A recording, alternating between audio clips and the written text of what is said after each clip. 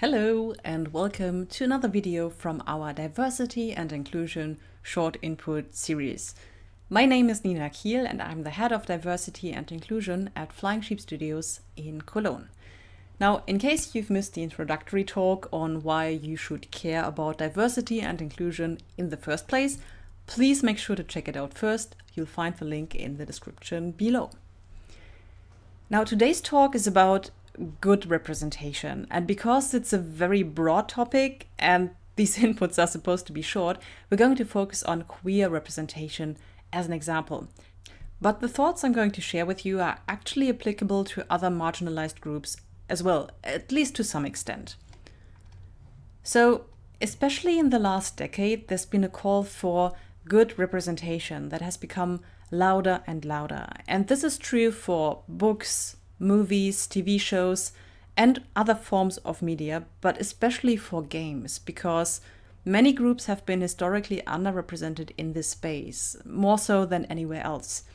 But it's rarely clearly defined what people actually mean when they ask for good representation, or when companies tell their audiences that this is their intended goal. And more recently, I've noticed the trend of a very narrow idea of good representation being applied to media products. And that's actually something that is currently being discussed and critically evaluated, not just in queer spaces, but within marginalized communities in general. So this particular trend brings queer people into the media spotlight more often, or even as protagonists, but at the same time, it kind of limits the way that queerness is being portrayed. Because good representation in the context of this trend essentially means perfection. So these characters are the embodiments of morality and kindness, while being essentially devoid of any negative traits or deeper conflicts. It has been argued that this kind of representation is a result of queer people finally being portrayed outside of the contexts of discrimination, which for a long time has been the focal point of queer stories, unfortunately. But complexity and drama don't have to be rooted in experiences of discrimination, because queer people are people, and that means they're complicated, messy human beings. So they face everyday problems like, for example, work-related issues, family issues. They may struggle with mental health in relating to other people, and so on and so on. So there are actually many different avenues to explore issues, drama, problems. Queer representation, or any representation really, doesn't automatically have to become perfect, sanitized, and devoid of any major conflict just because you choose not to explore the experience of discrimination, which is absolutely a valid choice. Just let me be clear about that. And this is where I'd like to talk about The Last of Us, and more specifically about the TV adaptation of the game of the same name. Because the game actually has been successful in achieving what I just mentioned, which is creating conflict without discrimination. But the creators of the TV adaptation decided to choose a different approach that's much more in line with this trend of perfect representation. And to be able to highlight this, I will be sharing major plot points of both storylines, so consider this your spoiler warning, I guess. Now, to quickly summarize the plot for those of you who haven't played or watched The Last of Us, in the game, there's a minor character who's called Bill. Now, Bill is an old acquaintance of the game's protagonist, Joel, but the two of them have a somewhat strained relationship, in part because Bill is honestly not really likable. He's gruff, he's out of touch with his feelings, he's used to being alone, he doesn't really care about others, and very importantly, he's a prepper. He's a weapons hoarder, and he's very much into conspiracy theories. Now, later on, we learn that Bill used to live together with someone called Frank, and it's only implied that Bill and Frank have been in fact a gay couple. And instead of speaking fondly of the relationship, Bill appears incredibly bitter, and he says that trusting and connecting with people will only get you killed. Now, at the end of the chapter in the game, we learn that Frank actually left on bad terms and killed himself, which Bill didn't know. So he actually discovers Frank's body, which is quite a harrowing scene. And while this is only a very minor storyline in the game, the TV show actually dedicates an entire episode to this couple, but it changes the events that unfold drastically. So in this version of the story, Bill and Frank live an openly gay relationship, and they are close friends with Joel and his partner Tess.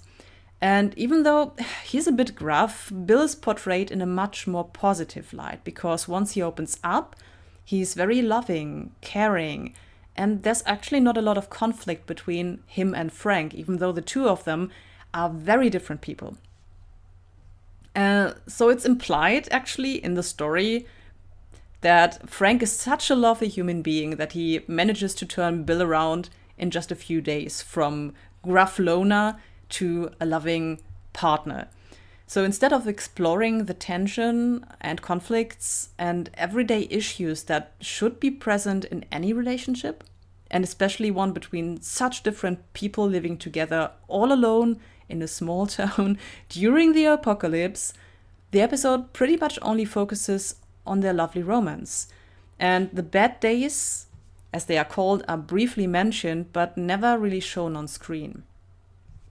Also, in the show, they commit a very romanticized form of suicide together and use their final breaths to share words of affection, which is very much a heterosexual romance stereotype.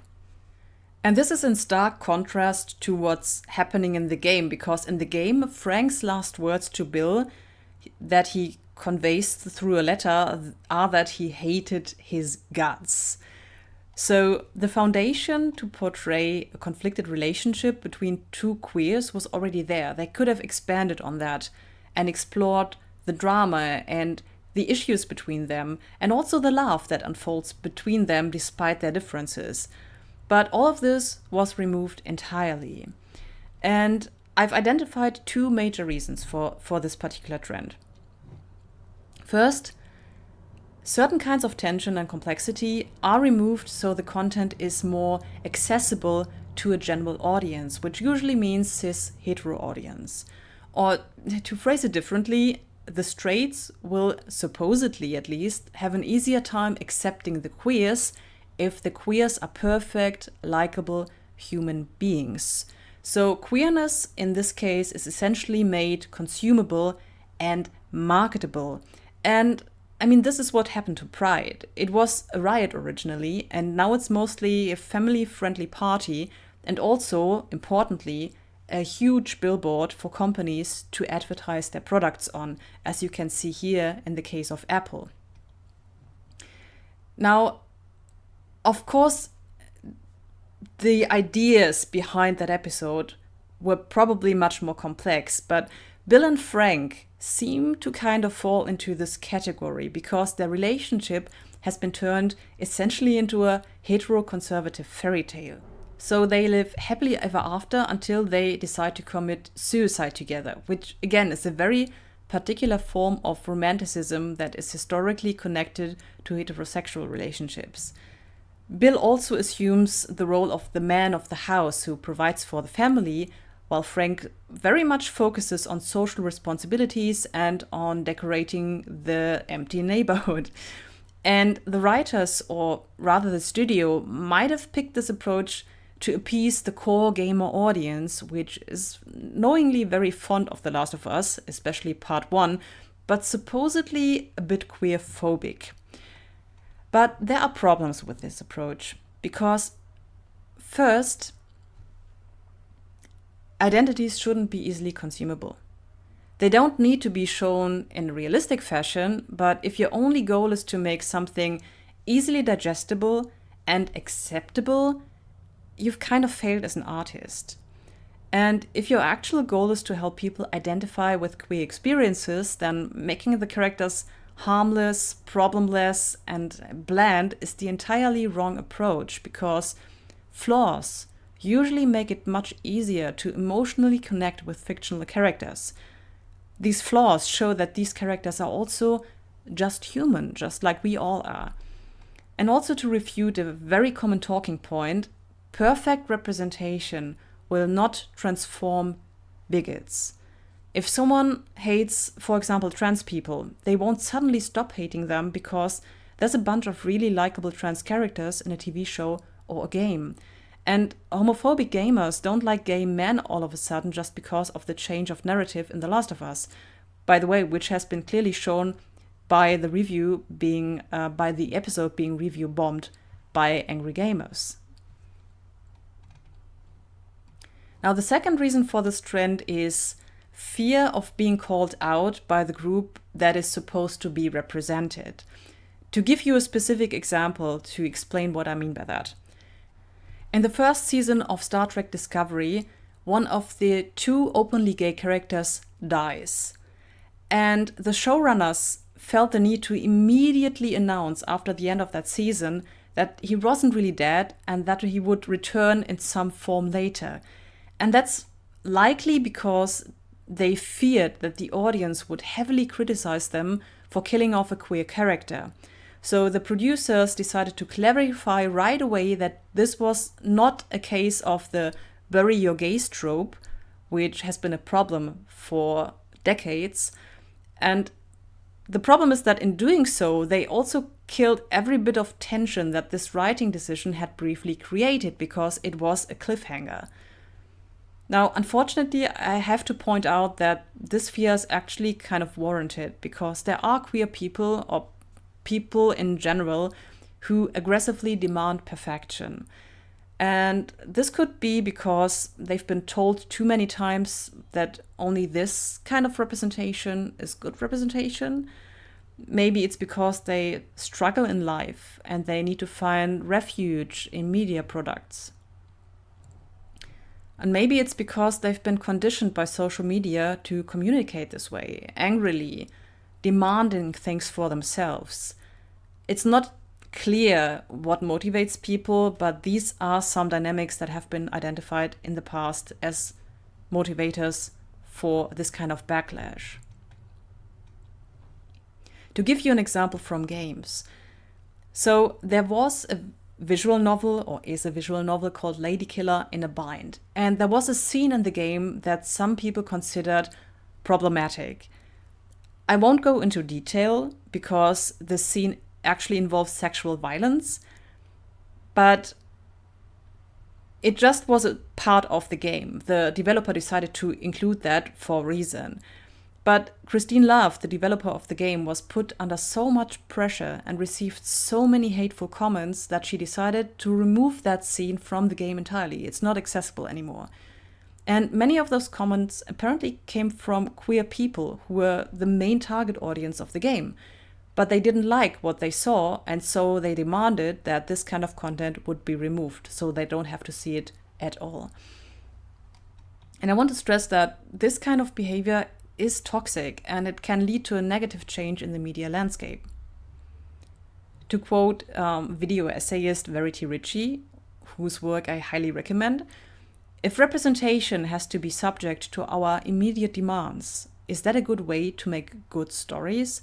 Is that how art is made?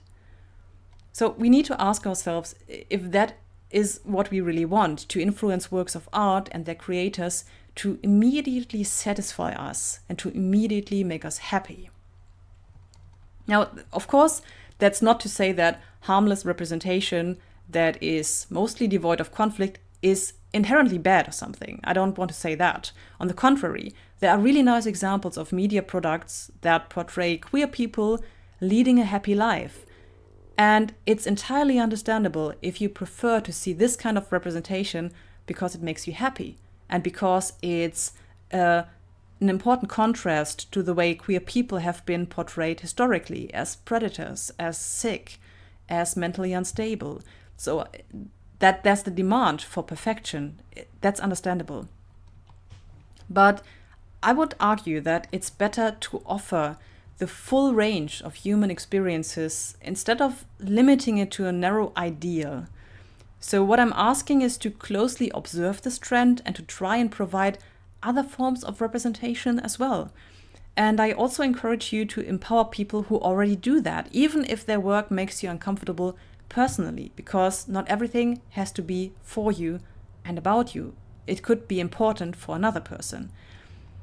Now, it makes sense that a few decades ago, media content would be scrutinized more intensely, and that bad representation, whatever that is, would lead to criticism, because, as I just mentioned, queer people in particular, and other marginalized groups as well, have been portrayed in a very negative light, if in any light.